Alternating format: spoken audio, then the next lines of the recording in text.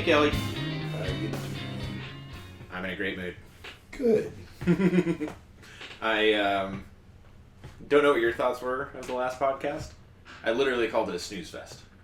It was boring. We just didn't really talk about anything, really. Yeah. I think we talked, there was two big subjects we talked on. I can't even remember. Yeah. Probably football. Yeah, probably football. Yeah, and something else. But I've got a lot on my mind today, and three good things, one and a half of which I'm open to talking about, but all within the last 48 hours, which we can get into. But how are you doing? I'm alright. I'm alright. Another day, another dollar. Got a new hat today. Love the hat. Love the hat. Yeah, you were so happy you were texting us. And definitely, Ash and I thought it looked cool over the phone. But yeah, that was the first thing when it came in. I was like, let me touch it. Yeah, I mean, just so y'all, anyone listening knows, so I've always been a pretty big like hat wearer, like baseball cap type hat, trucker hat, that kind of hat. And I've been needing a new one for a while now because the one I've been rocking I've had for 4 or 5 years, and it ran its course. And What is it? I can't even think of what it is right now. I got it from I a YouTuber's website that I watch, Mm-hmm. a guy who does paramotoring videos, and it was a hat from his website, and that hat fit really well, so I rocked it for a long time. Is there any logo on it? I can't picture it in my head at all. Yeah, it's like a circle and like a little dude swinging, hanging from his harness. Okay. I'll show it to you later. All right. But decided I wanted something new, and then I was thinking about it forever, and I was just like, I couldn't think of any specific team I'm trying to rep or like anything like that. I didn't really want to rep a team. I wanted something that was kind of like no one really knows what it is, but they might know, but it's not gonna be like controversial at all. I just want a kind of like background hat. Mm-hmm. So I combined my love of the old Disney cartoon Tailspin and the airplane, the Sea Duck from the show, and I had a custom hat made with it on a leather patch on the front of the hat. And I think it looks pretty sweet. It definitely is. It's very clean. Got it. Really good price. I'm still kind of getting used to the fit. It's a little different fit than my last hat. So you had that last hat for so long. Yeah, I mean, Yeah. The hat I have now is broken in like crazy. Like, I've had that hat so long. Like, I wore that in Seattle when we went to Seattle. I think I got it not too long before that. Okay. So it's been a while. So yeah, new hat day. That's the highlight of my day. Probably the highlight of my week. You were talking about going on a hatting spree. Yeah, I've got now that I know that they can turn out pretty cool and are relatively cheap. Relatively fast, too. Yeah, like I placed the order on Sunday, and now it's Thursday, and they made a custom hat and shipped it from Florida. Nice. And yeah, so super cool. Gonna make a lot more custom hats, maybe even some custom shirts. We'll see. I think I'm gonna stick in the hat game for the most part right now, and just have some hats that really make me feel good. And then like if anybody out in public, if they recognize what they're seeing, and they like approach me, then that's someone I want to talk to, obviously. Nice. And if no one knows what it is, they just won't say anything. So that's exactly what I want. Like I kind of stopped wearing like my team hats because if they lost or something. Like I've had people, especially when I wear like Michigan hats. Yeah. If like Michigan lost to someone, say like Ohio back in the day or something, and like an Ohio fan saw me wearing that hat, like they'd make a comment. And I just don't want that kind of negativity in my life. Yeah. So yeah, now on to a different kind of hat wear, and I'm real happy with it. For the longest time, I only had 2 hats. One of them is sentimental / badass that won in a competition of the military variety, and it's got like a Spartan dude with a sword and shield. It's cool. And wore that all the time. One, because the people who I deployed with all knew what it meant. So it was like kind of show off. But I also am really proud of it. But I wore it so much that it's got like sweat stains. It's fucking nasty. Yeah. And then the other hat was a camo one that Ash's mom got me, which had a really good. It just fit really well. And then, like birthday or Christmas, a couple years ago, Ash got me a Cowboys hat, and that just set me off. I got like 6 hats in the next like 18 months after that, and had to get like a hat rack. So hats are pretty cool. Hats are pretty cool. And I think that's the last thing I had to say about hats. Yep, and that's all I really have to say for right now. So if you want to start unloading all your fun stuff. In the area of like fitness and just kind of eating right, we introduced a new thing of like having a food scale. Ash has a very specific fitness goal in mind, not necessarily like a body shape size thing, but she's trying to deadlift some weight that if I set it, like I have a number in my head, but it sounds ridiculous, but it's probably not. So I'll just make sure I get it right and come back later. But to do that, out of all the things she's doing, one of them is that food thing, and just studying, going online and searching stuff. There's a lot of like new diets and new stuff that I like wasn't aware of that couldn't have existed like more than 6 months ago. And we're fans of a certain franchise. I didn't know this. Did you know that Vin Diesel only eats 2 meals a day? I did not. Yeah, they're Breakfast and Break Furious. Oh my god. Alright, thank you everybody for listening. That's our show for the week. We're gonna... Oh man. That was tough. That was tough to hold down. Alright. So... You motherfucker. We watched the... Moving on. We watched The Expanse last night. And it was a great time, I think.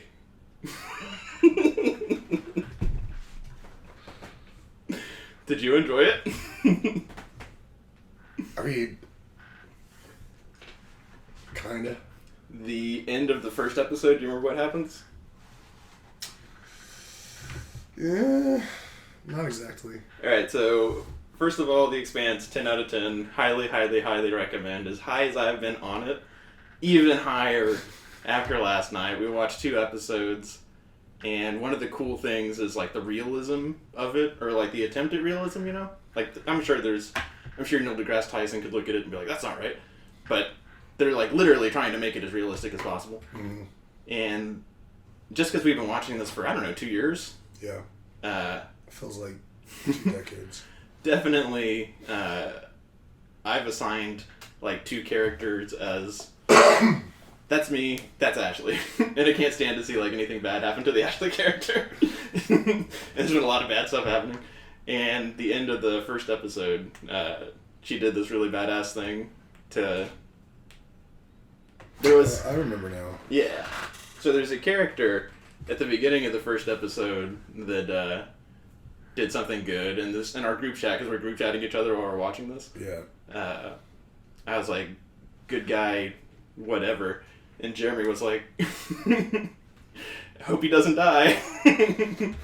And just a little bit of backstory to that. There's a bunch of different projects like Dune and The Expanse and other stuff that Ash and Jeremy will go read all the books associated with them.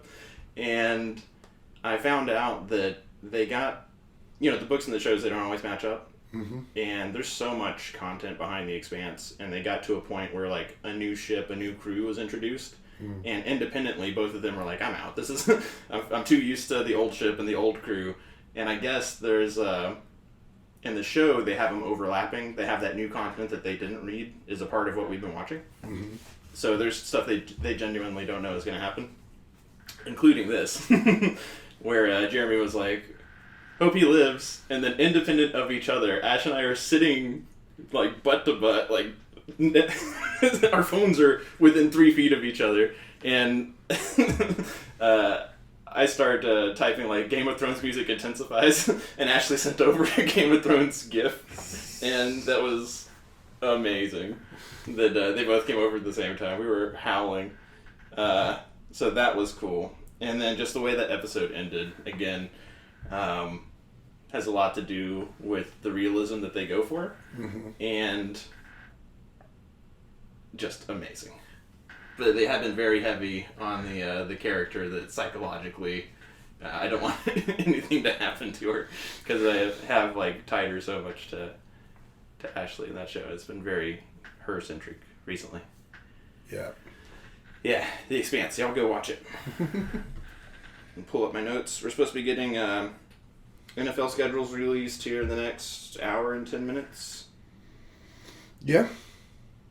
It's pretty exciting. I know a lot of it's been put out so far. I don't know if you'd say leaked, but I know they just released some stuff. And yeah, it's pretty exciting. The games that we know about on New Year's.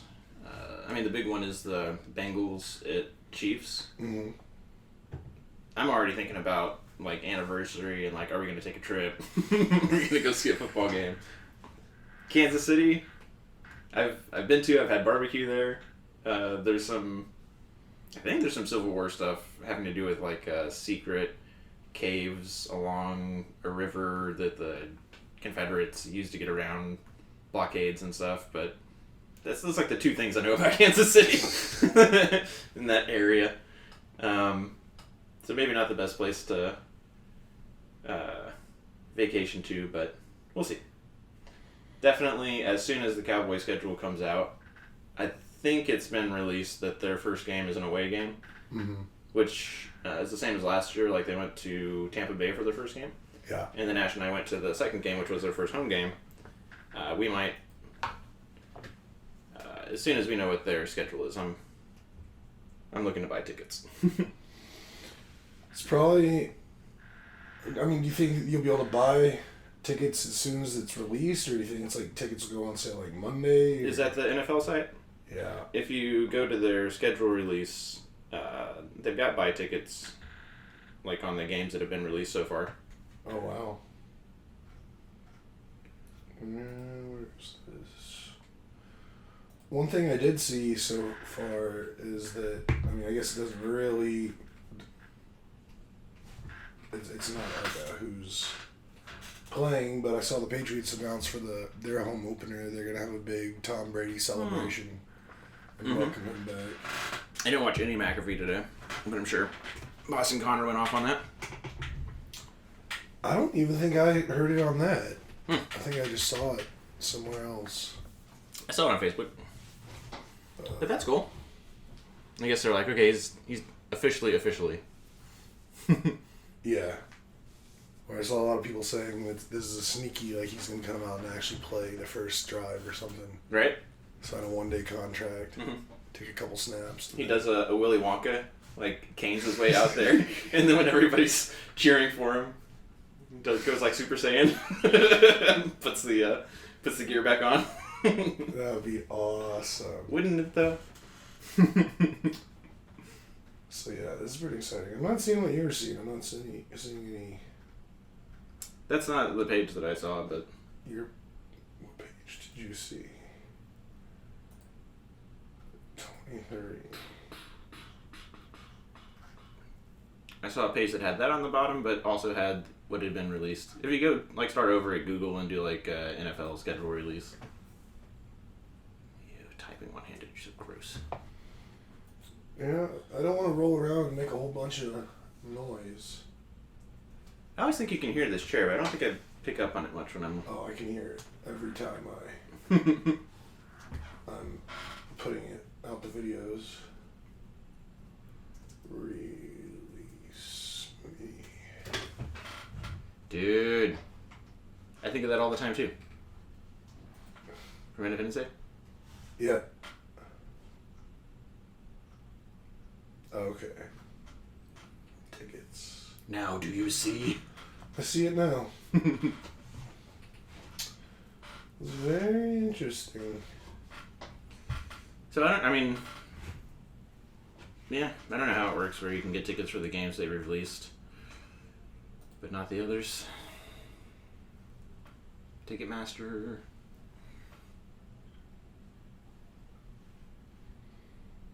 I'm sorry, I'm just scrolling around now, just looking at tickets. Yeah, it should be narrating.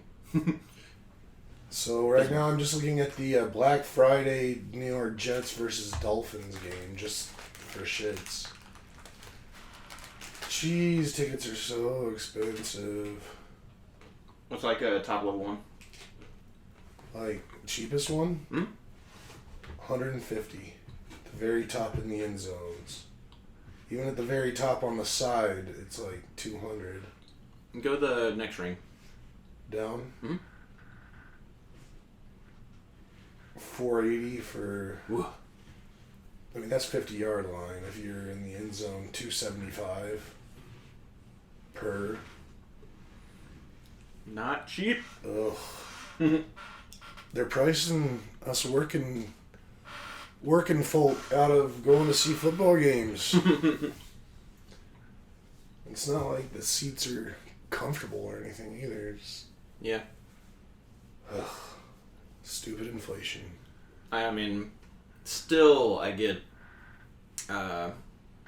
juice from how excited Ashley was to go to AT&T and how she was like, we need to get season tickets. So I can't wait to see how much money I'm going to sink into this. That's a good time. We're definitely going up there the night before. When we did the game yesterday, or not yesterday, we did the game last year. It was a 3 o'clock game. Yeah.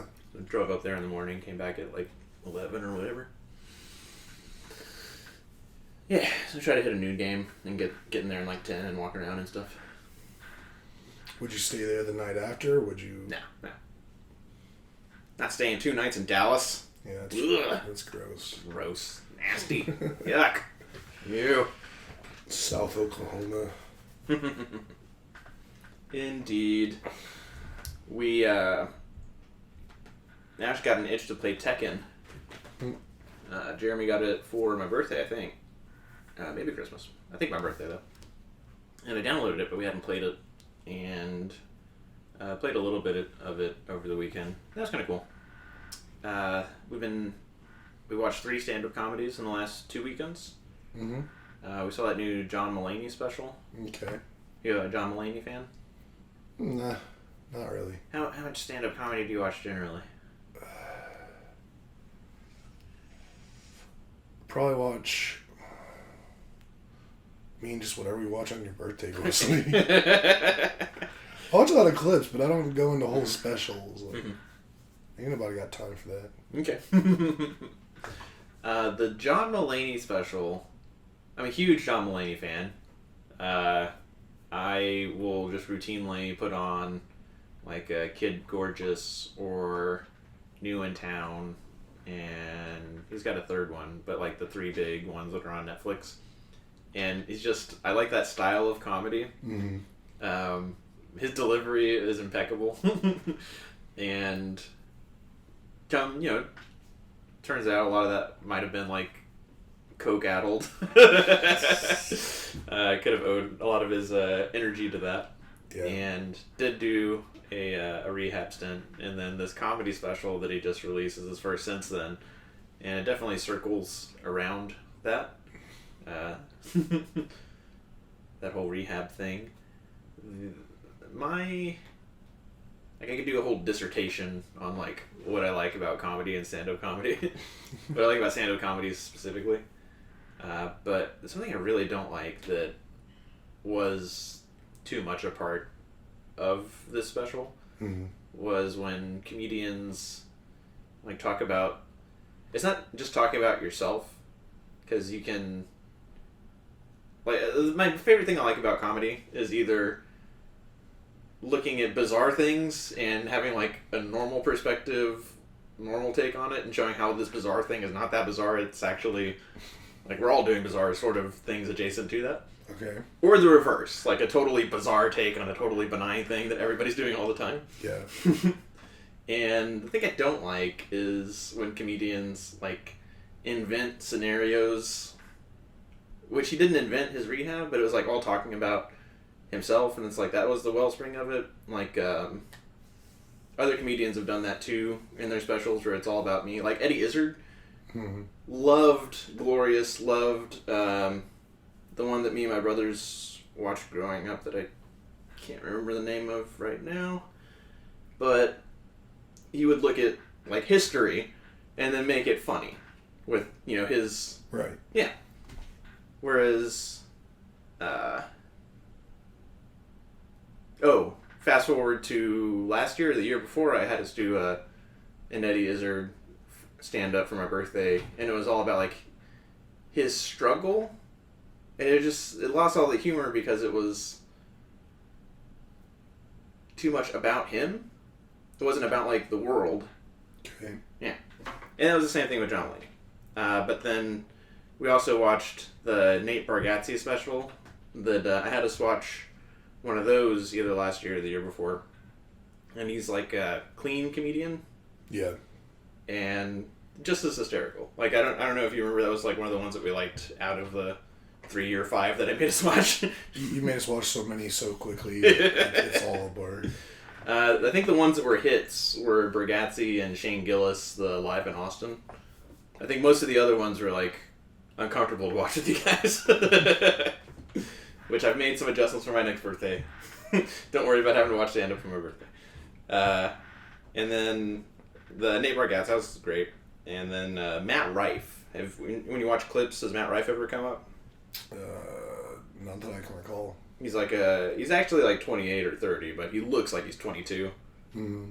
And yeah. How do you spell his name? Rife. Ladies love him. He's a handsome devil. Gross. But him... He looks like, who's the dude that played, Scarecrow guy? Cillian Murphy? Cillian Murphy? Yeah. That guy. He looks kind of like him. Sorry, go ahead. I see it. Him and then a comedian named Hannah Berner. They come up in my reels, my algorithm, all the time. And they're like a generation of comics that have had social media the entire time they've been growing up. Mm-hmm. So they're just constantly putting out like 15-minute, 15-second, 30-second things of them doing crowd work, basically. Yeah. Like sometimes they're material, but more often than not, just their crowd work. And lots of comedians do that, but these guys are just like constantly pumping it out. So it was like the first time I'd seen any of his material. I'd seen like him do crowd work a lot. Yeah. And if you want to see Matt Rife and like probably the pinnacle of his crowd work, MILF and Cookies. Okay. That's what listener you should look up. You won't regret it. It's great. That was pretty good. So out of the 3, the John Mulaney, Nate Bargatze, Matt Rife, I would say Bargatze. Listener, if you're like, I'm gonna spend an hour doing comedy, go look up that. I think it was on Amazon Prime, but just Google Bargatze specials, go to the latest one. Then Matt Rife, then John Mulaney. And John Mulaney, out of all of them, is definitely the most prolific, has the most specials, made the most money in comedy, probably the most well known. But that's the order I would put those in out of our stand-up comedy watching over the last 2 weekends. Interesting. That was definitely in my document of things to talk about. I got something I could say. It's not about comedy, but oh, actually, I guess I have a couple comedy related things I could say, and then I'll go back to the other thing. Yeah. So I'm pretty sure I asked you this a while back, but have you and Ash gone to the mothership yet? No. Are y'all gonna? Inevitably, yeah. I watched a clip recently of sometimes I watch Joe Rogan clips if like the person on there is someone I'm interested in, because I personally don't really give two shits about Joe, but I enjoy how people when they come on Joe, how they speak and whatnot. So I'll watch some clips. I was watching one of Pauly Shore. Cool. And just how he was talking about how amazing the mothership is, and just I've been seeing so many things about all these comedians just saying it's like the perfect comedy club. Like it was purpose built by comedians for comedians. And it's really cool, and I kind of want to go check it out eventually. I mean, I hate it's on Dirty Sixth, but I mean, I guess that's where you gotta go. But so I guess that's my comedy thing I had to say. And then going back to something you're saying, you and Ash playing Tekken. I recently found a video game that I really dove into myself. What's that? You know what? Some people might be ashamed if you're like someone like me who is playing this game, but I do not care. It is Disney's Dreamlight Valley. Yeah. I think Ash was playing that, right? I mean, I talked to her a little bit. I don't know if she is or she just did play some of it and got out of it. I'm not sure, but I was recently thinking like I just want like a chill ass game where I can just like kind of wander around and do kind of fun menial shit and have maybe little mini adventures, but nothing too wild, nothing too negative. Like I'm just been all about trying to keep positivity in my life. Yeah. You just grinding for XP?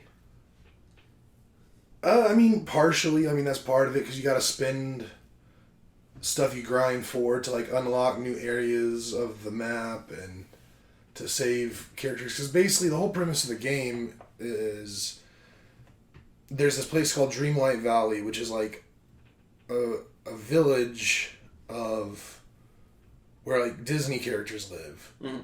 And something bad happened, and a lot of them got displaced, like, outside the village and are lost, and there's this, like, evil force, like, that had taken over, and then you come in, you create your avatar, and you're just like, alright, gotta fix this all up for all the Disney characters, and then you, like, become friends with the characters, and you do stuff for them, and you save some, and then you just kind of build out, it's very similar to, like, Animal Crossing, but just with Disney, and, it's something like right now I wish I could just play like 10 hours a day. Nice. I mean, I'm sure I'll get burned out eventually. And it's also interesting too because I've played it enough now where I'm like, I mean, it's a lot of fun. I'm still going to keep playing. I can't wait for the weekend so I can just like get up at like 6 in the morning and start playing it. Nice. But you know, the Disney characters, they're kind of like little shits. Like, I'm kind of starting to resent them a little bit. Because, like, I'm their savior. I'm doing all this stuff for them. Busting my ass. Like, just an example. I recently just saved Maribel from Encanto. Okay.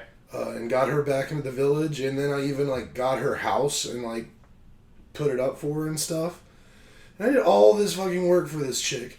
And then, like, she has the audacity to immediately be like, oh, the inside of my house is kind of nasty. Like, will you go get these things for me to fix it up? And I'm like, hey, you just need some fucking wood. Go gather your own wood. Or, like, how about, well, if I go fight the big shit, why don't you just help me out a little and go gather some of the stuff? Like, there's a fucking apple tree right there. Go pick me some apples. That's not hard. Go.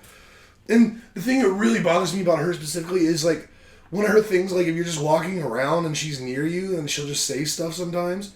And she's always like, don't forget, I'm here to help. And I'm like, bitch, no, you're not. You do nothing for me.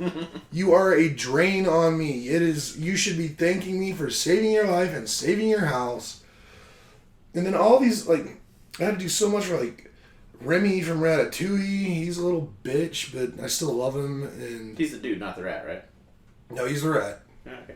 Yeah, I don't even know the dude's name. Yeah, right. I forgot. But I thought Remy was resourceful. What does he need help for? I mean, he's a rat, which is why I kind of give him a little bit of leeway because like he can't carry some stuff. Like an apple's the size of him, so I don't expect much. And he's taught me a lot of really cool recipes. Like he taught me how to make ratatouille and all these other cool meals. Goofy's just a fucking dork. Just like derping around, like not doing shit. I mean, come on, Goofy, just go give me like his thing is like he's supposed to be the fishing guy. Like, go catch me some fish. You're doing nothing. Go catch me some fish while I go battle this evil monster thing. It's like, no, I gotta go catch my own fucking fish. So a lot of lame dependent cartoons. Are any of them like top tier helper outers? The only one so far that I'm really kind of vibing with that like actually cares about the situation is doing some stuff on his own is Merlin. Nice, that checks out. He's doing some stuff. You know what? When you're saying, does anybody else want a custom hat? Yeah. My head went immediately to the Sword in the Stone. I mean, I'm sure there's a really cool image, like, and the whole thing is about when I said that, like, it was kind of in jest, but at the same time, I think it'd be kind of cool if we all had, like, kind of similar hats, but, like, you didn't know exactly, because, like, my hat, it's a straight-on view of the silhouette of the Sea Duck from Tailspin. I can't imagine there's that many people in the world that, as soon as they just saw that with no other context, would be like, that's the airplane from Tailspin. Right. I think there's a lot of little things like that in Disney. Like, you could find one image that represents something that looks really cool that you could put on a hat and then when someone looks at it, like, most people won't recognize exactly what that is right off the rip. And it's just a cool looking thing. But then, like, someone's like, hey, that's a pretty cool hat. What is it? Well, it's actually this or that. I mean, that was the whole point of it. So, and I'm willing to get all of you custom hats. I would do that if we all kind of had matching custom hats. And they don't have to be Disney related, I suppose, but it's just. But that same size, color, leather. I mean, kind of like the shape of the patch can be different. Like, I mean, listener, I know you can't see this, but. Like, these are different shapes. So whatever your image is, you can find the right shape that goes with it. The one on the right school. Oh, there's a few cool ones in there. Yeah. But yeah. We should. Before we go on our trip. I agree. I mean, just whatever. I don't know. I try to think of stuff. I mean, I don't try to think of stuff. Stuff just comes to me, and I think of stupid things. It's how I entertain myself while I'm in the middle of the day grinding a job that is grindy. Mm-hmm. But you're a real professional grinder over there.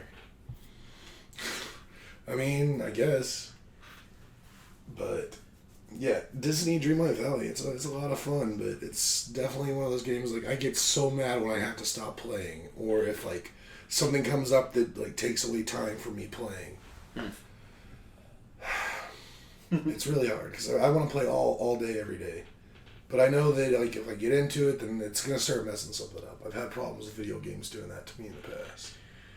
So that's a good tangent, or what is the word? Good segue into out of the three things, 1.5 that I wanted to talk about that made me feel good. I'm doing this master's, and I'm in the penultimate class, the second to last class, and I give myself Tuesdays, Thursdays, and the weekend to work on that stuff. Yeah. And until this course, that's been plenty enough time. Couple hours Tuesday, couple hours Thursday, make up whatever I need to make up, and like the projects are typically due on Tuesday. Mm-hmm. So try and like finish it over the weekend. And if I can't, then just stay up however late I have to on Tuesday to turn it in. And prior to this week, out of the 1.5 years or whatever that I've been doing this, only one other time have I stayed up till like the clock, like when you gotta have these things turned in at like 11:59 Eastern, so like 10:59 our time. Yeah. Only once so far have I stayed up until like 10:45 working on a thing. And now that we're in like the second to last course, the reading and the expectation of like this project was, you're a marketing consultant. Mm-hmm. Acme company wants to is deciding if they want to get into selling smart TVs. Their three perceived competitors are Samsung, LG, Vizio, and they want to test the markets of the US, Germany, and the UK. Consultant, me. Do a psychograph, do a demographic lookup on the consumer buying behavior. That's the name of the part one of the project, is the consumer buying behavior of those markets. Yeah. To understand how they buy smart TVs, if they want smart TVs, what is all of that about. The second part is based on that, what is your proposed value proposition for Acme, which is like, you hear them in commercials all the time, you just don't know you're hearing them, is what is the promise of this product that makes it different than similar products. Right. And then put an executive, I want to say executive agreement, that's not what it is, but like a one-pager at the front, because oftentimes people won't have time to read all that stuff. Yeah. And then recommendations at the end, and then your reference page. For each of the countries, 3 pages not including the graphs, because you got to break up the consumer behavior into personal, social, cultural, for each of those 3 regions. So that's 9 pages right there before you put in graphs and all that from the places that you're referencing. Proposal is supposed to be a couple pages. Recommendation, blah, blah, blah. We're talking about like no less than 12 pages. Yeah. And the requested references, like before it was, hey, don't use dumb references, make sure you use references from reputable places. This is, all right, 6 of your references have to come from databases that are, like, here's the 12 databases, like Statista, Hoover's, Dun & Bradstreet, that kind of stuff for the data for the consumer buying behavior. Yeah. And then you can pick, it's like 6 and then 12 references that are from Fortune, Harvard Business Review, that like flavor of places. So, like when I first saw that, I was like, this is gonna take forever, for one, and it did take forever. But then also the references, I was like, how am I gonna do that? But just in the course of writing it, like I've got like 25 references, and this paper was, it went from 26. I think I pared it down to 14. Mm-hmm. But I should have been doing this for like weeks. Yeah. And I just spent so much time playing that fucking a Total War game that I'm just obsessed with myself. And I turned that thing in at like 11:52 on Tuesday night, which was already over the time. But the professor was like, "You can turn it in Central Time. It's fine." And I've just been, I rushed it. And I've been dreading like looking at my score for it. Yeah. Because if you get a not passing, then you get like a week to resubmit, and I'm already working on my next paper. Right. And so I was like, can't have that. And if you get a doesn't pass or whatever, that's it. Like you cannot pass that class anymore. Huh. It doesn't matter if you get like exceeds expectations on the other. Like you have to get like there's exceeds, meets, and then doesn't meet basically. Right. And if you get a doesn't meet as your final thing, then you're done. Like you can stay in the course. Right. Yeah, I got meets expectations. I saw that. That was one of the last things I saw before I came over here. Which just made me so happy because I was so miserable. I had that due on Tuesday night, and then Wednesday morning I had a really big meeting with a customer that my boss was on. Yeah. So I thought I'd be done by 9, and then just staying up, I was getting more and more frustrated, like getting into some of the places where the reason I put it off as long as I did was I knew what I was going to write. Yeah. And I was like, all right, and I just need the data and graphs and stuff to back it up. And so many broken links, so many things that should be simple that, like, tell me the demographic breakup by age, education, income of Germany. Why isn't of Germany, the UK, and the US? Why isn't there one site that does all of that meets that standard of this is a real legit database? There's a lot of .coms that do that. There's a lot of places that do that for a fee. Yeah. But the databases that like you have access to from the UMGC library, I was so mad. And then woke up and did all that, and got to today, and then my kind of only want to half talk about it is I closed the deal before the end of last month, beginning of this month, and today you get the email of hey, people who close things, this is what we think your commission should be based on what product it was, because you get different percentages. Right. Yeah. And it was not what it was supposed to be. And I was on a thing all day, the Marine Corps IT Day, where industry gets to hear from program leaders what are the next contracts and stuff coming out. Yeah. So I saw it and I just tabled it because you have until like Wednesday of next week to make those corrections. And my boss actually was like, "Hey Nate, I was looking at everybody who closed stuff thing, and it looks like your thing's wrong. If you type me up an email about what it should be and that it's wrong, I can submit that." And I thought that was really cool. That I mean, obviously I would have gotten around to it eventually. I had my one-on-one with him on Friday, so I would have brought it up then. But it was cool that he was looking after me. So that was an easy email to type up, and then within minutes he had forwarded that to comp and was like, "Hey, this is wrong." So I was like, thanks for looking out for me, boss." Very, very cool. Yeah.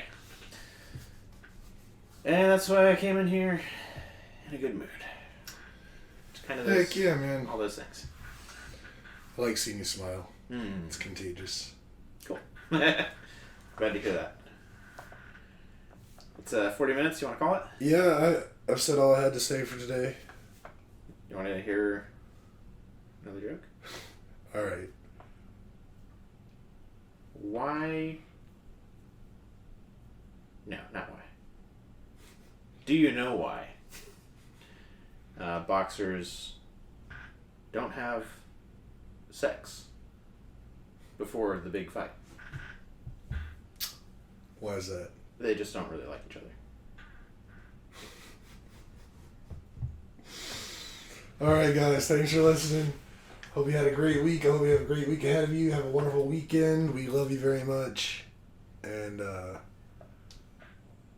not making up these jokes, guys. I'm curating these jokes. I just like to frustrate Kelley with bad jokes. and it's weird because I usually like bad jokes, but these jokes somehow, I mean, I guess that one wasn't as bad, but you had me going with the whatever. Fuck you, Nate. I love you. That's the thing is, it makes it so much harder to deliver because I saw that you were like, yeah. All right, we're out. Love you guys. Bye.